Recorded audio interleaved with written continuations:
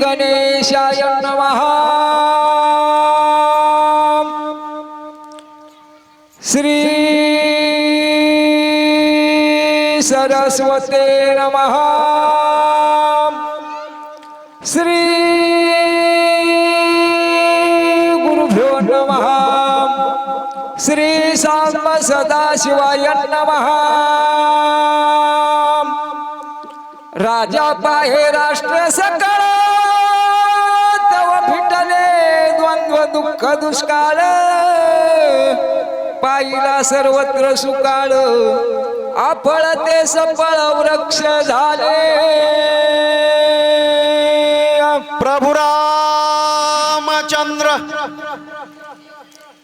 गौरीपुत्र गजाननाला कौशल्य पुत्र रघुनंदनाला अनुसया सुद्धा दत्तात्रयांना शांती ब्रह्मनाथ महाराजांना माता पिता कुलदैवता ग्रामदैवता सर्व श्रोते मंडळी मायबापांच्या चरणी वंदन करून या पुण्य पावन अशा असणाऱ्या डासाळा क्षेत्रामध्ये भगवंताच्या कृपेनं साधू संतांच्या आशीर्वादानं चालत असलेला हा भव्य आणि दिव्य अखंड हरिनाम सप्ताह गेल्या 136 वर्षापासून चालत असलेला हा नाम सप्ताह आणि या अखंड हरिनाम सप्ताहामधील आजच्या दुसऱ्या दिवसाची या ठिकाणी असणारी रामकथा भावार्थ रामायण या ठिकाणी असणार आपला आरंभ झालेला आहे कालपासून आणि भावार्थ रामायणामधील बालकांड या ठिकाणी आपण कालपासून आरंभ केलेला आहे आणि बालकांडामधील आज असा असणारा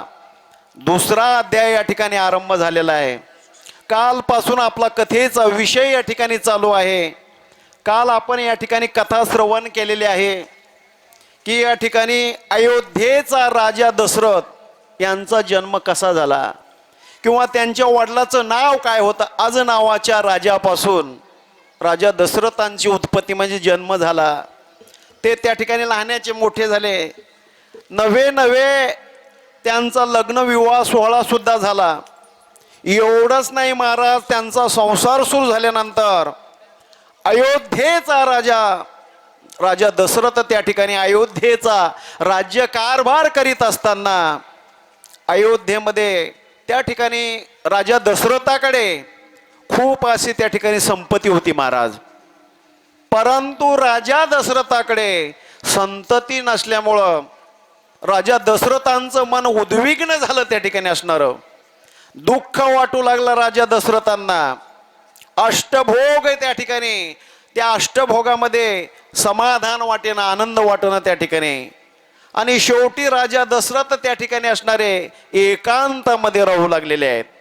काय करावं त्या ठिकाणी पुत्र प्राप्ती होत नाही। आणि एक दिवसचा प्रसंग राजा दशरथ आणि आपल्या रथात बसून हरणाची शिकार करण्याकरता वनात गेले आणि त्या ठिकाणी गेल्यानंतर शिकारचा नियम असतो महाराज।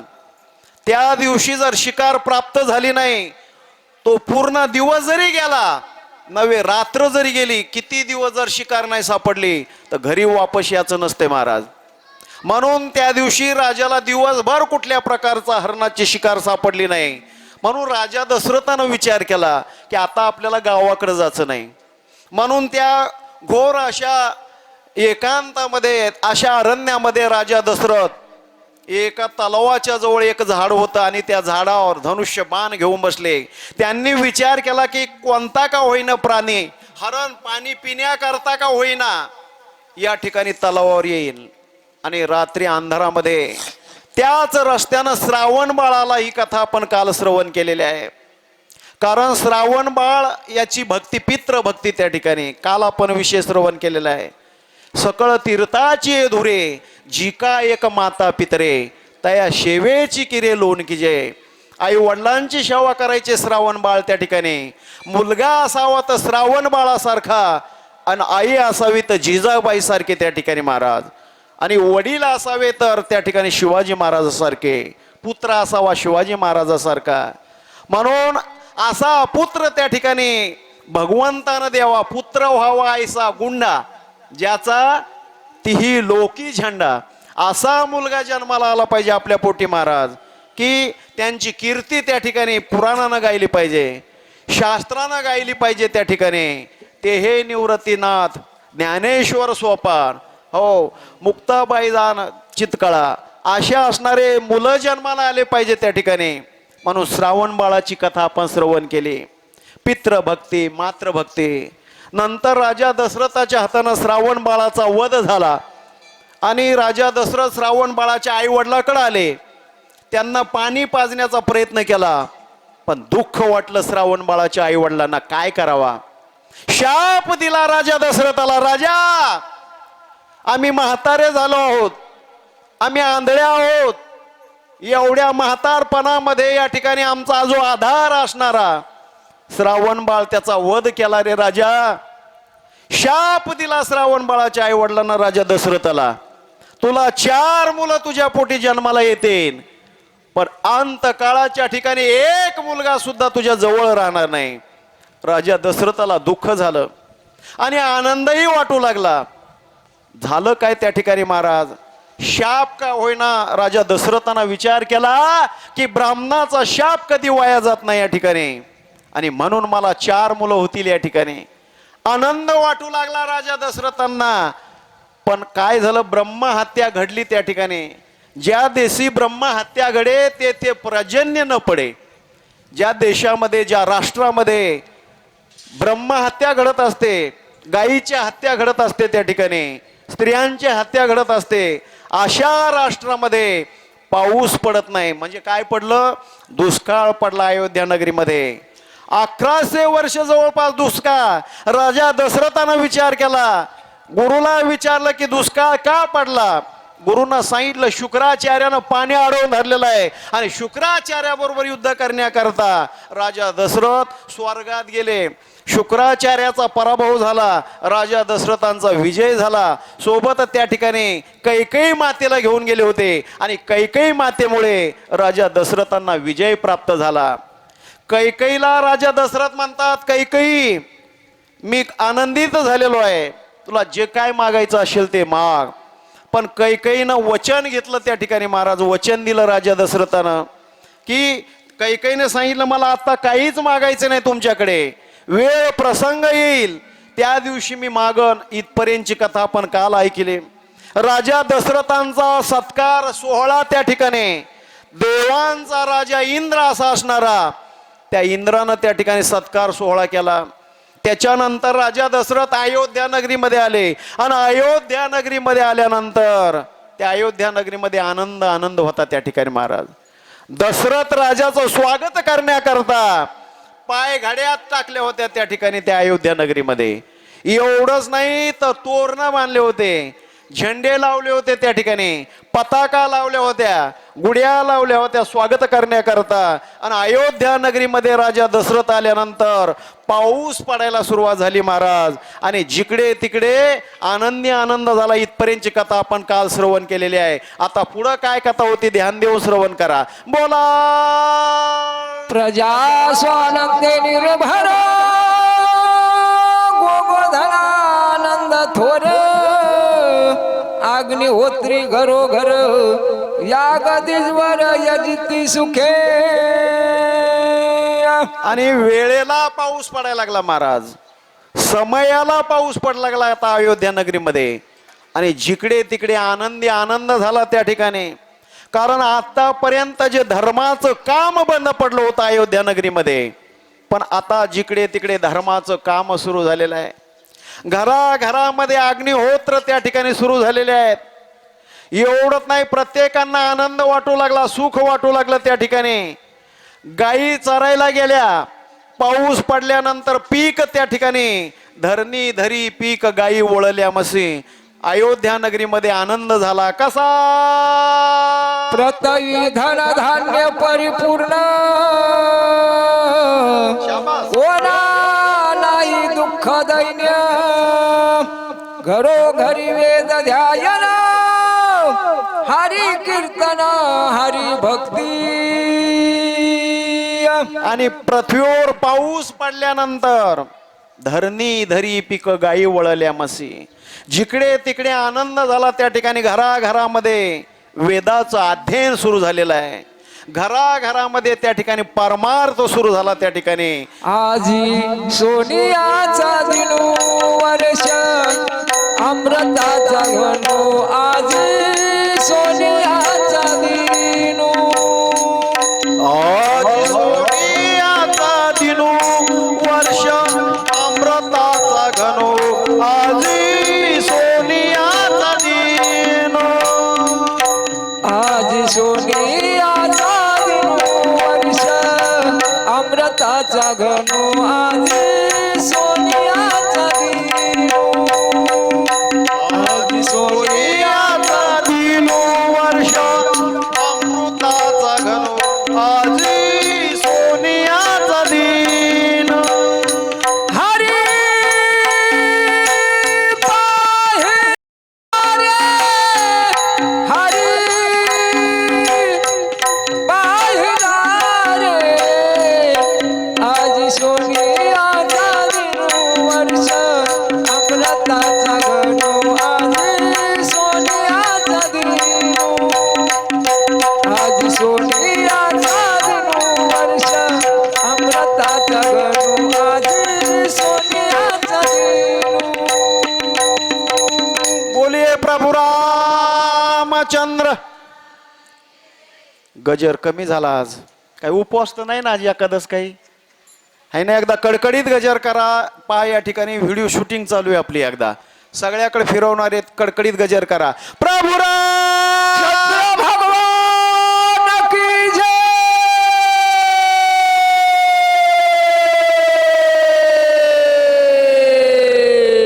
असा पागुरा घ्यायचा. पा महाराजांना कसा बेंबीच्या देठापासून त्या ठिकाणी. कारण नामाच्या चिंतने 12 वाटा पळती विघ्ने. महाराजांनी सांगितलं ना, पडता जड भारी दासी 8वा हरी. मग तो होऊन दिशीन आड घाली सुदर्शन. नामाच्या चिंतने 12 वाटा पळती विघ्ने. म्हणून नाम चिंतनाला या ठिकाणी फार महत्व आहे. म्हणून सर्व माय माऊल्यांनी एकदा कडकडीत गजर करावा. प्रभु राम असा चला. भूतळा येईल राघव या लागे वैकुंठचे वैभव. पुढे धारिले जी सर्व तेने स्वभाव पूर्व अयोध्येसी. अयोध्येमध्ये जिकडे तिकडे आनंद होता महाराज. कारण का आनंद होता त्या अयोध्या नगरीमध्ये? तर या अयोध्या नगरीमध्ये भगवान प्रभू रामचंद्रांचा अवतार होणार होता त्या ठिकाणी. आणि ज्या ठिकाणी देव अवताराला येणार म्हणून भगवंतानं अगोदरच सर्व तयारी करून ठेवली होती त्या ठिकाणी.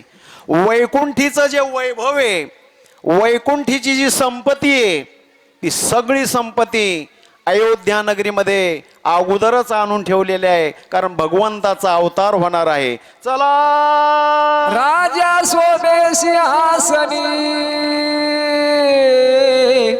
अति आल्हाद राज भुवनी. आनंदन माये त्रिभुवनी. त्रिभुवने तव स्वर्गाहून आल्या देवांगना. अयोध्येमध्ये राजा दशरथ आलेले आहेत. राज्य कारभार सुरू झाला अयोध्यामध्ये दशरथ राजांचा. राज गादीवर बसले तर दशरथ राजा अयोध्येच्या. आनंदानं त्या ठिकाणी असणारा राज्य कारभार सुरू झालेला आहे. सर्वांना आनंद वाटू लागला त्या ठिकाणी. एवढ्यामध्ये त्या अयोध्या नगरीमध्ये एक अप्सरा आल्या म्हणतात त्या ठिकाणी. त्या स्वर्गाहून आलेल्या अप्सरा. आता ह्या अप्सरा कालच आपण विषय श्रवण केला. स्वर्गाचा राजा इंद्र त्यानं सांगितलं होतं की दशरथ राजांना तुमच्या कार्यासाठी मी अप्सरा पाठवून. आणि त्या अप्सरा आता अयोध्या नगरीमध्ये आल्या. राजा दशरथांचा त्यांच्याबरोबर होणारा संवाद आपल्याला या ठिकाणी श्रवण करायचं आहे. चला नमन केले रायासी इंद्र पाठविले तुम्हापासी. शाबास, काय शाबास महाराज. आम्हासी त्या कृत कार्यासी प्रेरावे. स्वर्गातून त्या सुंदर अशा दिव्यांगना त्या अप्सरा त्या ठिकाणी अयोध्या नगरीमध्ये आलेल्या आहेत. आता आल्याबरोबर त्या अप्सरांनी राजा दशरथांचं दर्शन घेतलं त्या ठिकाणी. आणि दर्शन घेतल्यानंतर सांगितलं त्यांनी की आम्हाला स्वर्गाचा राजा इंद्रानं तुमच्याकडे आम्हाला पाठवलेलं आहे. महाराज तुमचं काय काम आहे ते सांगा. चला. राजा मने तया अप्सरासी प्रलोभोनी आणावे ऋषी श्रंगासी. कळवून द्यावे भांडकासी. अचूक कार्यासी साधावे. आणि ज्या वेळेस त्या अप्सरा राजा दशरथांचं दर्शन घेऊन त्यांचा जो संवाद होतो, गोड संवाद असा असणारा. महाराज अप्सरा म्हणतात महाराज आम्हाला इंद्रानं तुमच्याकडे पाठवलेलं आहे. ठीक आहे, काय काम आहे महाराज. राजा दशरथानं सांगितलं की तुम्हाला आता विभांडक नावाच्या ऋषीकडे जावं लागेल. ते घोर अशा अरण्यामध्ये एकांतात राहतात. त्या विभांडक नावाच्या ऋषींचा मुलगा, त्या मुलाचं नाव आहे श्रंग ऋषी. महान तपस्वी आहेत म्हणले ते श्रंग ऋषी. आणि त्यांना तुम्ही भुलवून या ठिकाणी आणायचं आहे. प्रमादामध्ये त्यांना त्या ठिकाणी अडकून प्रमादामध्ये त्या मोहून त्या ठिकाणी असं असणारं इकडे घेऊन यायचं आहे. हे काम या ठिकाणी सांगितलेलं आहे राजा दशरथानं. का तर राजा दशरथांना त्या ठिकाणी कुठल्याच प्रकारचं आणि मुलं बाळ नसल्यामुळे पुत्र कामेष्टी नावाचा यज्ञ या ठिकाणी करायचा आहे. म्हणून श्रंग ऋषीला घेऊन या. बोला. विभांडक गेला अनुष्ठानासी. एकला ऋषी श्रंग गुंफेसी. प्रमादा पातल्या तयापासी. हव भावेसी उद्यत प्रभुराम. वा.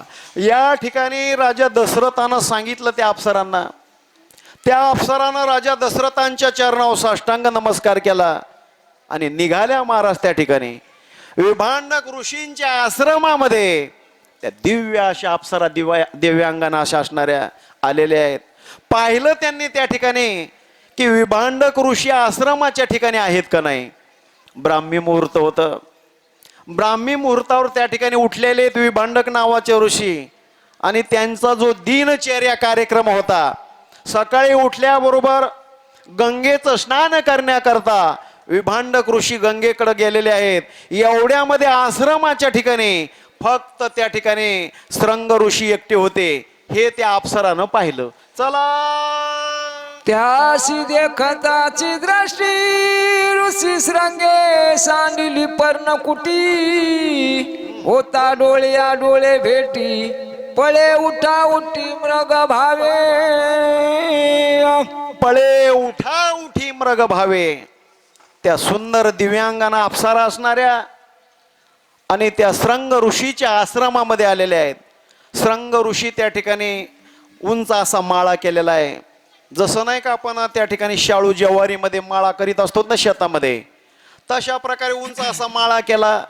सकाळची वेळ होती, ब्राह्मी मुहूर्त होतं, आनंदाचं वातावरण होतं. आणि श्रंग ऋषी त्या ठिकाणी अनुष्ठान करायला बसलेले आहेत आणि ध्यान जप करायला बसलेले आहेत. एवढ्यामध्ये इंद्रानं पाठवलेल्या स्वर्गातून त्या अप्सरा त्या आश्रमामध्ये आलेल्या आहेत. श्रंग ऋषीनं जीवनात कधीच स्त्री बघितली नव्हती महाराज. आणि म्हणून त्यांना वाटलं हे कोण आलं या ठिकाणी. थोडी भीती वाटली त्यांना त्या ठिकाणी.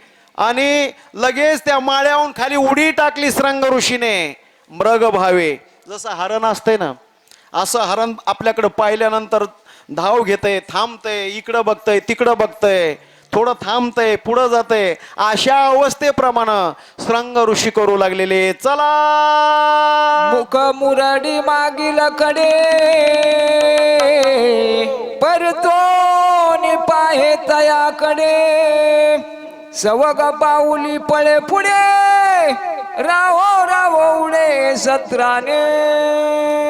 हरण याप्रमाणे त्या ठिकाणी कृती करतंय. बघा आपण आपल्या शेतामध्ये हरण आल्यानंतर त्याच्याकडे बघा, ते हरण आपल्याकडे पाहतंय, पाहिल्यानंतर त्याला भीती वाटते.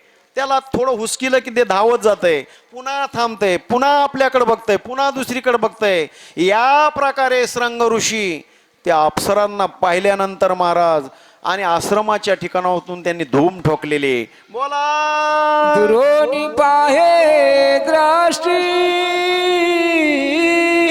मा कैसे होईल भेटी बोलण्याच्या कुंटल्या गोष्टी नातुळे दृष्टी मृग भावे बोलण्याच्या खुंटल्या गोष्टी, आता बोलण्याची सोय राहिली नाही त्या ठिकाणी महाराज. काय अवस्था झाली त्या श्रंग ऋषीची. ज्या श्रंग ऋषीने स्वप्नात सुद्धा कधी स्त्री बघितलेली नाही, पण सहज दृष्टीला त्या अप्सरा पडल्यात. कोण आहे भाव सुद्धा नाही त्या ठिकाणी असा असणारा की स्त्री आहे का पुरुष आहे त्या ठिकाणी, हा भाव नाही म्हणे. पण भीती वाटू लागली आणि प्रेमही निर्माण झालं. मोह असा इतका बाधक असतो महाराज. कसा झाली भांडकाची वेळ प्रमादा गेल्या सकळ वृषी श्रंगाती विकळ आला तत्काळ गुंठेसी. एवढ्यामध्ये त्या अप्सरा त्या ठिकाणी ज्या होत्या त्या अप्सरानं पाहिलं आणि खूप वेळ गेला त्या ठिकाणी. श्रंग ऋषी घाबरलेले आहेत आणि वेळ गेल्यानंतर जे काही विभांडक नावाचे ऋषी गंगेकडं स्नान करण्याकरता गेलेले होते, ते विभांडक ऋषी स्नान संध्या करून वापस आश्रमाच्या ठिकाणी आले. हे पाहिलं त्या ठिकाणच्या त्या अप्सराने, त्या जागच्या जागी गुप्त झाल्या महाराज. त्यांच्याकडे शक्ती होती, दिव्य अशी शक्ती होती. त्या थोड्या त्या ठिकाणी गुप्त रूपानं थांबल्या. चला करिता पितयाचे सेवेसी त्या ठेवती मानसी कैशाले होते तापसी आती वळे ऋषीश्वर. आणि एवढ्यामध्ये वडील आश्रमाच्या ठिकाणी आले महाराज. आणि आपला धर्म काय सांगतो या ठिकाणी, शास्त्र काय सांगतंय, मात्र देवो भो, पित्र देवो भो, आचार्य देवो हो. हे ग्रस्त आश्रमाचा धर्म या ठिकाणी. ग्रस्त आश्रमामध्ये आपण राहणारे आहोत ना, आपण या ठिकाणी आईची सेवा केली पाहिजे, वडिलाची सेवा केली पाहिजे. आणि अशा प्रकारे वडील आल्यानंतर आणि त्या ठिकाणी श्रंग ऋषीला आनंद झाला. वडिलाच्या चरणावर साष्टांग नमस्कार केला आणि आज श्रंग ऋषींचं मन प्रसन्न होतं महाराज. आणि त्या विभांडक ऋषीने श्रंग ऋषीकडे पाहिल्यानंतरच त्या ठिकाणी लक्षात आलं की आज नेमकं काय झालंय कोणास ठाऊक. आपला मुलगा एवढा आनंदी दिसायला लागलेला आहे. चला पिता पुसे पुत्रासी आजी जुचित कामानसी तो म्हणे आले हो ते तापसी तुमचे भेटीसी अति साधू. मुलाकडं पाहिलं विभांडक ऋषीने. श्रंग ऋषीकडे पाहिल्यानंतर श्रंग ऋषींचं मन थोडं आता दुश्चित दिसू लागलं त्या ठिकाणी. वडिलांना विचारलं, बाळा आज तुझा अभ्यासात लक्ष लागत नाही, तुझं चित्त या ठिकाणी विचलित झालेलं आहे. आज काय झालं या ठिकाणी.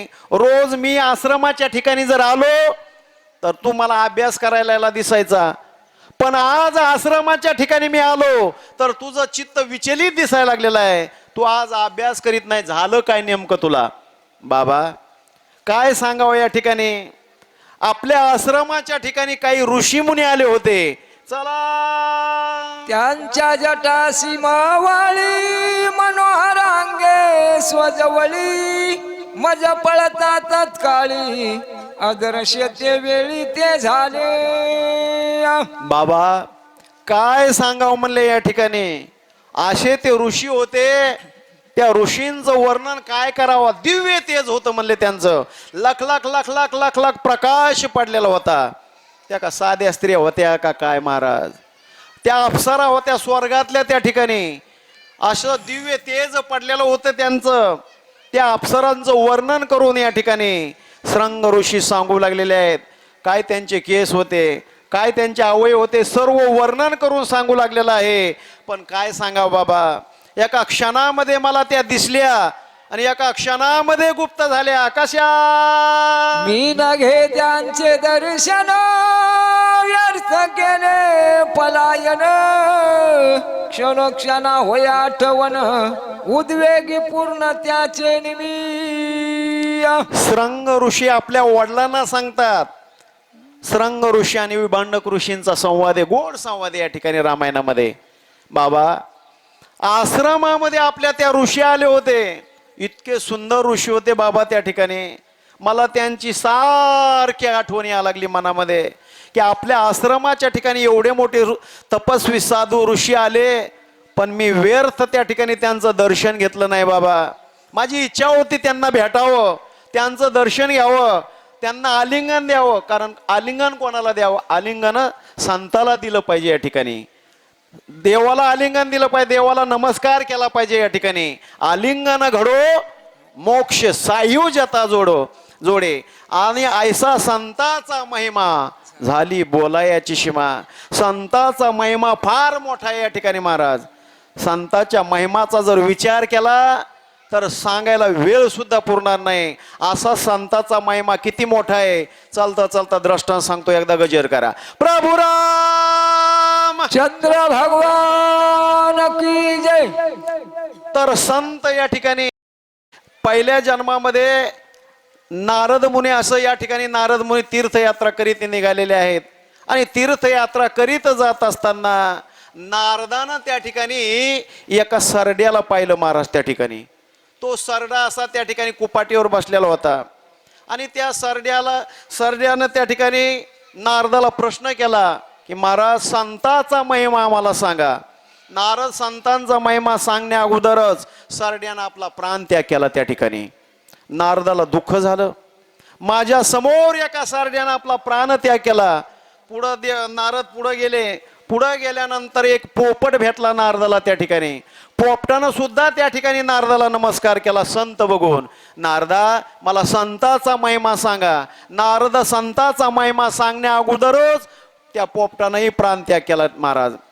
आणि त्याच्यानंतर तिसऱ्या जन्मामध्ये एका राजाला मुलगाच होईना 10-12 वर्षे. खूप प्रयत्न केल्यानंतर त्या राजाला 12 वर्षानंतर मुलगा झाला.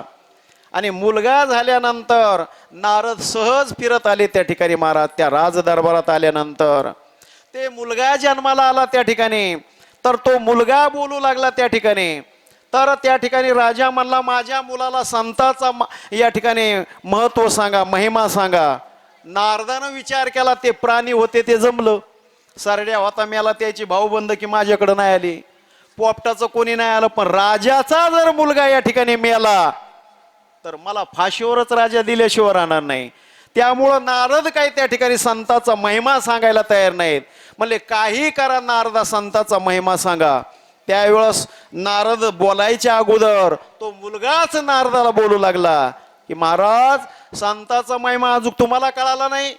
अहो, संताचा महिमा फार मोठा आहे. संताचा महिमा तो बहुदुर्गम, शाब्दिकाचे काम नाही येथे. संताचा महिमा काय महाराज?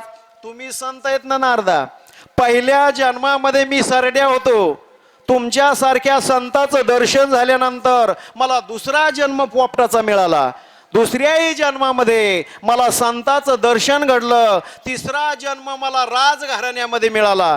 एवढा संताचा महिमा आहे. म्हणून एकदा कडकडीत गजर करा. प्रभु राम. आपला विषय कथेचा काय चला ध्यानात ठेवा. श्रंग ऋषी विभांडक ऋषीला म्हणतात, बाबा आपल्या आश्रमाच्या ठिकाणी या ठिकाणी असणारे साधू आले होते, पण मी त्यांचं दर्शन घेऊ शकलो नाही. चला यरून सांगे जीवींची गोष्टी, त्यांची लागली आवडी पोटी. केव्हा होईल त्यांची भेटी, जीवी चटपटी मोठी लागली. बाबा बघा, ज्यांना स्वप्न सुद्धा या ठिकाणी स्त्री बघितलेली नाही, त्या श्रंग ऋषींच्या समोर एकदाच स्त्री आली त्या ठिकाणी. एवढं मन त्या ठिकाणी त्या अप्सराकडे लागलेलं आहे. पुन्हा पुन्हा तोच विषय असणारा.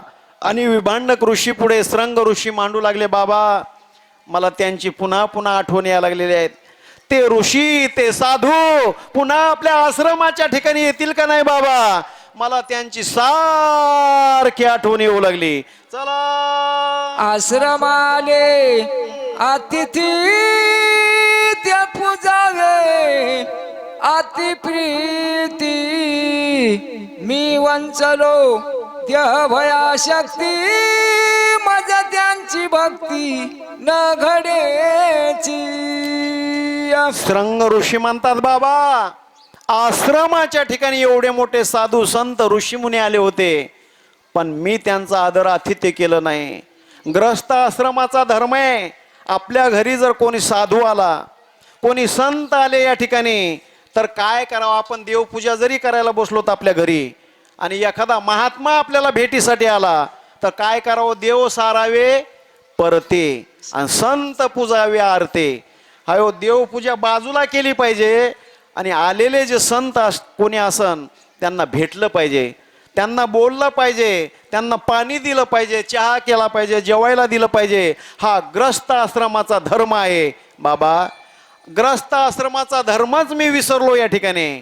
स्वतः साधू आपल्या घरी आले, पण मी त्यांचा आदर आतिथ्य केलं नाही. बाबा पुन्हा येते का नाही असं मला वाटायला लागलेलं आहे. असे श्रंग ऋषी विभांड ऋषीला बोलतात. चला नाही पुसिले आगमन नाही दिधले अभ्युस्तान, न करीच पूजा विधान मुख सज्जन म्या केले.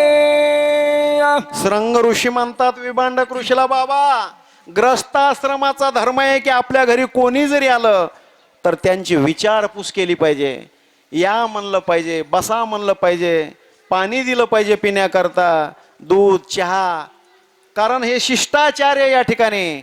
कारण शास्त्रामध्ये या ठिकाणी 2-4 प्रकारचं महत्त्व सांगितलेलं आहे की अशा प्रकारचं असलं पाहिजे की गोड बोललं पाहिजे. या ठिकाणी गोड बोलायला काही लागतंय का हो, पण तुम्ही आम्ही चांगलं बोलच ना, गोड बोलनात म्हणून आपल्या जवळ सुद्धा कोणी यायला तयार नाही. या ठिकाणी गोड कसं बोलावं तर महाराजांनी प्रमाण देऊन सांगितलं आहे, साच आणि मवाळ, मितुले आणि रसाळ, शब्द जैसे कल्लोळ अमृताचे. साच म्हणजे खरं बोललं पाहिजे या ठिकाणी. पण हे मोबाईल आलेत ना दादा, तेव्हापासून लोक खरंच बोलणं हो. आपल्या गावात जरी असलं तर काय म्हणते मोबाईलवर मी शेलूल आहे. आता खोटं बोललं तर पाप घडलं का नाही, 1 नंबर पापामध्ये आला का नाही आपला. म्हणून जीवनामध्ये खोटं बोलणं हेही पाप आहे. म्हणून या ठिकाणी गोड बोललं पाहिजे. त्याच्यानंतर गोड बोलल्यानंतर 10 माणसं आपल्या जवळ भेटीसाठी येतील, आणि जर आपलं बोलणं जर चांगलं नसलं तर एक सुद्धा माणूस आपल्या जवळ येणार नाही या ठिकाणी. म्हणून कसं बोलावं तर गोड बोलावं या ठिकाणी. बरं किती बोलावा यालाही महत्व आहे ना, कारण मर्यादा असते काही काही गोष्टीला या ठिकाणी. उगाच किती बोललं तर त्यालाही महत्व नाही. म्हणून मितुले म्हणजे थोडक्यात बोललं पाहिजे, मतितार्थ सांगितला पाहिजे. चला त्यासी म्या नाही केले नमन, नाही बोलिलो मृदु वचन, देहलो बैठकलो पूर्ण मुख सज्जन म्या केले.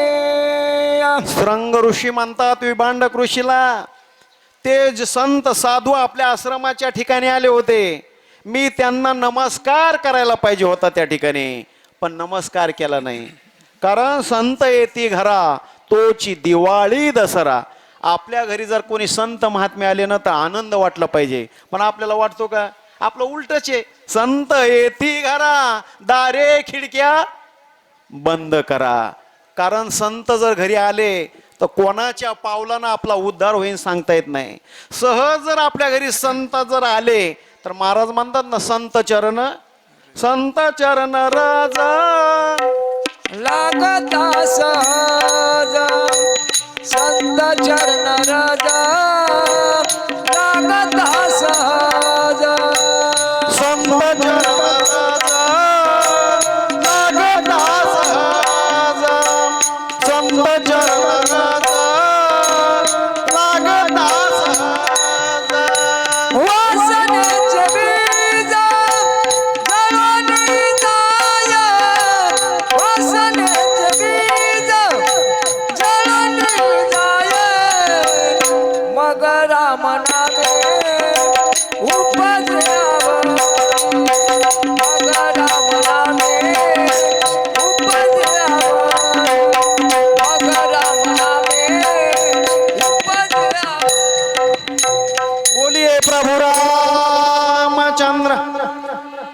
आपल्या घरी जर संत कोणी आले तर संत चरण रज लागता सहज सहज जरी लागले तर वासनेचे बीज जळून जाय. वासना याचं जे बी आहे हे जळून जाते महाराज, आणि बी जळून गेल्यानंतर वासना शिल्लक राहत नाही. बी जर समजा जाळलं आणि आपण जर आपल्या शेतामध्ये ते बी पेरण्या उगवते का? बीज जाळून केली लाही आहे नाही. एकदा जर ते बी जाळून त्याची लाही केली तर पुन्हा त्या ठिकाणी जन्माला याचं काम नाही. तसं वासना त्या ठिकाणी ही वासना समूळ खणून काढावी, तेव्हाच गोसावी व्हावे त्याने. गोसावी या शब्दाचा अर्थ आहे गो नाम इंद्रिय. इंद्रियावर ताबा असला तोच गोसावी त्या ठिकाणी. काम, क्रोध, मद, मत्सर, दंभ आणि अहंकार याच्यावर ज्यानं ताबा ठेवला, विजय प्राप्त केलेला आहे, त्याला गोसावी म्हणायचं, त्यालाच मालक म्हणायचं. तोच इंद्रियाचा मालक असतो महाराज. कारण आपलं जे मन आहे हे मन कसं आहे महाराज? ते मन सर्व काही इंद्रियाचा काय आहे? राजा आहे. त्याला जर आपल्या ताब्यात घेतलं तर सगळे बाकीचे इंद्रिय आपल्या ताब्यात येतात. तो गणराजा गणपती, तो गणराजा गणपती आदे मन गे हाती, आदे मन गे हाती, आदे मन गे हाती. आधी मन घ्यावे हाते, आधी मन घ्यावे हाते, आधी मन घ्यावे हाती. मन इंद्रियाचा राजा, मन इंद्रियाचा राजा, त्याच सर्व भावे पूजा, त्याच सर्व भावे पूजा. तो गणराजा गणपती, तो गणराजा गणपती आजे मन गे हाती, आजे मन गे हाती. बोलिये प्रभु रामचंद्र. सगळ्या इंद्रियाचा राजा आपलं मन आहे महाराज. ते मन आपल्या ताब्यात आलं पाहिजे, आणि मन ताब्यात येण्याकरता राम नामस्मरण करावं लागतंय. कसं? त्यांची मागुती होईल जरी भेटी, तरी पुसून त्यांची गुह्य गोष्टी. हृदयावडी बैसली मोठी, केव्हा ते दृष्टी देखेन. श्रंग ऋषीनं त्या अप्सराला पाहिलं त्या ठिकाणी आणि भुलून गेले महाराज त्या ठिकाणी. आणि सारखं ध्यान येऊ लागलं त्या अप्सरेंचं, केव्हा भेटत्यान केव्हा भेटत्यान बाबा.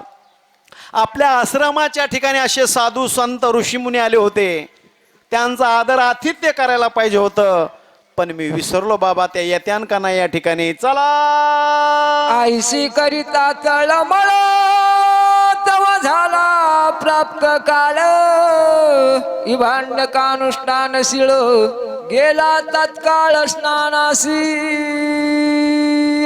रात्रभर झोप नाही आली आणि त्या श्रंग ऋषीला महाराज रात्रभर ह्या अंगाव त्या अंगाव तळमळ तळमळ तळमळ करू लागला. आणि रात्र कशी तरी पूर्ण गेलेली आहे. दुसऱ्या दिवशी ब्राह्मी मुहूर्तावर विभांडक ऋषी उठले. त्यांचा जो दिनचर्या कार्यक्रम जो होता नित्य नेम अनुष्ठानाचा, सकाळी उठले आणि गंगाकडे स्नान करण्याकरता गेले. एवढ्यामध्ये तिथं काय झालं ते ध्यान देऊन ऐका आता. चला. एकाएकी पुत्र कर्ण कुटी, देखोनी प्रमाद आल्या उठा उठी. त्यासी देखोनी दृष्टी, करिता गोष्टी साशंक.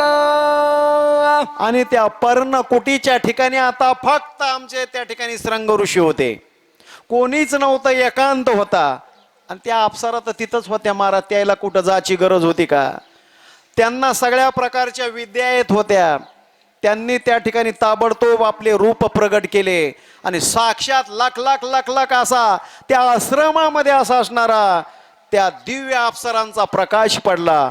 हे पाहिलं श्रंग ऋषीनं. चला धैर्य धरून उभा ठाके, मृग स्वभाव मागे चवके, आवडीचे निभावे खुडके, सवेची फडके गज बजला.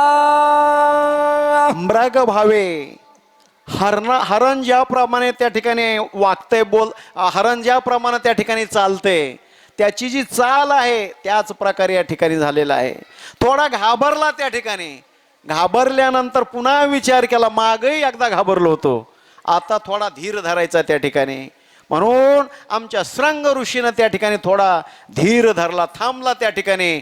त्या अप्सराला सारखा त्या ठिकाणी निहाळू लागला, बघू लागला अप्सरेकडे. कसा ती झनकारिला विना, नाद संचरला श्रवणा, मोह उपजला अंतकरणा, गमना गमना विसरला. प्रभुराम. एवढ्यामध्ये त्या अप्सरा श्रंग ऋषीच्या आश्रमामध्ये प्रगट झाल्यात. आणि प्रगट झाल्याबरोबर त्या अप्सरेच्या जवळ त्या ठिकाणी विणा होता महाराज. त्या विण्यावर त्यांनी त्या त्या तारावर असं त्या ठिकाणी झणकार मांडला. त्या ठिकाणी काय ताकद आहे त्या ठिकाणी. मी नेहमी सांगत असतो, भजनाची असो कीर्तनाची एक पावर असते, एक ताकद असते त्या ठिकाणी. म्हणून महाराजांनी सांगितलं, लावणी मृदंग श्रुती टाळ घोष, शेऊ ब्रह्मरस आवडीने. कारण मृदंग या ताला स्वरात लावलेला असला पाहिजे, विणा सुद्धा त्या ठिकाणी चांगल्या प्रकारे ताला स्वरात लावलेला असला पाहिजे. मग बघा, गायन केल्यानंतर गायनाची ताकद फार मोठी असते त्या ठिकाणी महाराज. पण त्या गायनाची ताकद मोठी आहे, पण गायन कळालं तर, गायन कळालंच नाही तर त्या गायनाची ताकद काय कळलं. मी नेहमी द्रष्टांत सांगत असतो, सांगतो चालता चालता एकदा गजर करा. प्रभुराम. चंद्र भगवान की जय. आमच्या मच्छिंद्र महाराजासारखा एक गायक होता महाराज. आणि गायन करायचं, कीर्तनाला जायचं, गायन करायचं. एक दिवसचा प्रसंग, जुन्या काळामध्ये दुसऱ्या गावाला जर सप्त्याला जायचं तर अशा मोटरसायकली नव्हत्या, जीपा नव्हत्या, म्हणून पायी जायचं. पायी जात असताना असा गायक निघाला महाराज. आता उन्हाळ्याचे दिवस होते, पायी चाललेला आहे, तहान लागली त्या ठिकाणी. तहान लागल्यानंतर त्यानं विचार केला, पांढरीचा रस्ता होता, इकडं तिकडं बघितलं तर एक शेतकरी त्या ठिकाणी आऊत त्या ठिकाणी हाणू लागला. गेल्यानंतर त्यानं पाहिलं, राम राम घातला. शेतकरी म्हणला, वा चांगलं आहे, मला कोणीतरी वारकरी दिसतो, डासाळ्याच्या सप्त्याला चाललाय, या म्हणले महाराज, पाणी प्या. वारकऱ्याला पाहिल्यानंतर शेतकऱ्यालाही आनंद झाला. तो शेतकरी सुद्धा सात्विक वृत्तीचा होता त्या ठिकाणी. त्या शेतकऱ्यानं काय केलं, वारकरी म्हणले, बाबा आलात बरं झालं, शाळूचे दिवस होते. त्या ठिकाणी हुरडा भाजला. त्याच्यानंतर मकाचे कंस सुद्धा त्या ठिकाणी भाजले महाराज. आगती वगैरे तयार केली आणि त्या आगतीमध्ये मकाचे कंस भाजले आणि आमच्या मच्छिंद्र महाराजाला खाला दिले. खाला दिल्यानंतर यांनी विचार केला की लोकांचं फुकट खाऊ नये ना, आहे नाही. कारण ज्या गावी केला वास त्याशी नसावे उदास. ज्या गावामध्ये आपण राहतो तिथं उदास नसावं त्या ठिकाणी महाराज. त्यांचंच वर्णन करावं. तसं त्यांनी विचार केला की आपल्याला यांनी या ठिकाणी हुरडा खाऊ घातला, मकाचे 10-5 कंस खाऊ घातले, मग आपण यांना काय करावं, एखादी गवळण तरी म्हणून दाखवावा किंवा एखादा अभंग तरी म्हणून दाखवावा. म्हणून यायनं केलं ना गायन सुरू महाराज. इतकं तालास्वरामध्ये विणा लावला त्या महाराजांनी. आणि गायन सुरू झाल्यानंतर, आता गायन झाल्यानंतर तुम्ही कीर्तनात ऐकतात पहिली चाल कशी असती, 1 घंटा चालत ती. काय राग रागिने असतात, ते हातन पायन ते डोळेन ते सगळं ते बघायचं सोय नाही. असं यांनी गायन सुरू केलं. आता त्या शेतकऱ्याला गायनाचं काय ज्ञान होतं त्या ठिकाणी. शेतकरी म्हणला, आतापर्यंत चांगला होता, आतापर्यंत मकाचे कंस खाल्लेत, या ठिकाणी हुरडा खाल्ला, आतापर्यंत चांगला होता, पण आता कसा हातपायच वाकडे करायलाय, तोंड वाकडं करायलाय. नक्की म्हणले याला वात काही या लागला काय की मला अवघड झालं म्हणले या ठिकाणी. एवढ्यामध्ये त्या ठिकाणी त्यानं विचार केला की आपल्या बी म्हशीला म्हणले वात असाच येत होता. लगेच डागण्या आणल्यानं तिनं त्या शेतकऱ्यानं घातल्यानं त्याच आकटीमध्ये यायचं महाराजांचं गायन सुरूच. त्या ठिकाणी डोळे झाकून गायन सुरू. एवढे तालास्वरामध्ये राग रागिण्या गाऊ लागले. एवढ्यामध्ये शेजारी एक शेतकरी होता. त्यानं पाहिलं कोणीतरी महाराज दिसतो, गायन करायला लागला, वारकरी आहे कोणीतरी. आणि हे शेतकरी कुणबट त्याला डागण्या द्यायचं म्हणतंय. त्याला गायनाची किंमत कळाली नाही. धावत पळत तो आला त्या ठिकाणी दुसरा शेतकरी. आणि त्यानं ह्या शेतकऱ्याला विचारलं काय झालं रे. म्हणे नाही म्हणले चांगला होता हो, याला मी मकाचे कंस खाऊ घातले तेव्हापासून म्हणले याला वात आल्यासारखाच करायलाय. हे बघा ना, हात वाकडे करायलाय, तोंड वाकडं करायला लागलाय. म्हणले मला वाटलं आमच्या म्हशीला बी असा वात येत होता, आम्ही त्या म्हशीला डागण्या दिल्या होत्या. मग तू काय याला डागतो का काय. म्हणले मग त्याचीच तयारी चालू आहे ना. म्हणले डागण्याची गरज नाही, मी त्या महाराजाला मंत्र सांगतो म्हणले कानात. आणि महाराजाच्या जवळ तो शेतकरी गेला आणि कानात सांगितलं ए बाबा ते कुणबट तुला डागण्यासाठी ते तयारी. म्हणले तू गायन बंद कर. गायन बंद एका झटक्यातच झालं त्या ठिकाणी. प्रभू राम. विनोदाचा भाग आहे ते खरे महाराज, सोडून द्या. आपला विषय काय चला ध्यानात ठेवा. गायनाची किंमत माणसाला कळाली पाहिजे. कारण गायनाचे उडे आपोलिया छंदे मनाचे आनंदी आवडीनं. आहे की नाही. रात्री पाहिलं ना आपण इतकुस बुटकुसच महाराज होतं की नाही. मग टनाटन उड्या मारू लागलं की नाही. म्हणजे कसं गायन तसंच असतंय. एकदा जर अंगात घुसलं रे घुसलं महाराज तर सांगायची गरज नाही. देवाचं वेळ तसं असतंय. चला घंटो पारदी जैसा मधुर नादे मृग मानसा भुलवून या पाडी फासा कैसी दशा पावला. तो श्रंग ऋषी कशा दशेमध्ये प्राप्त झाले महाराज. तर घंटा पारद्याचा दृष्टांत दिलाय महाराजानं. तो पारदी असतो ना, तो हरणाची शिकार करण्याकरता वनात अरण्यात जात असतो जंगलात. आणि तिथं गेल्यानंतर त्याचं ते असणारं ते चित्र धरतो, लाहूर धरतो. त्या ठिकाणी अनेक पशु पक्षी धरीत असतो. तो काय करतो त्या ठिकाणी त्याचं ते डबकं लावलेलं असतंय त्या ठिकाणी. आणि त्या डबक्यामध्ये ते पाखरं चित्र कसे सापडावा म्हणून तो काय करीत असतो, गायन करीत असतो महाराज. आणि गायन केल्यामुळे ते हरण असो पशुपक्षी असो ते भुलून जातात गायनाला त्या ठिकाणी. आणि लुब्धली नादी लागली समाधी. एकदा कर तो नाद लागला रे लागला, तो छंद लागला रे लागला गायनाचा, तर माणूस सगळं देवभाव विसरून जात असतो. अशा प्रकारे त्या ठिकाणी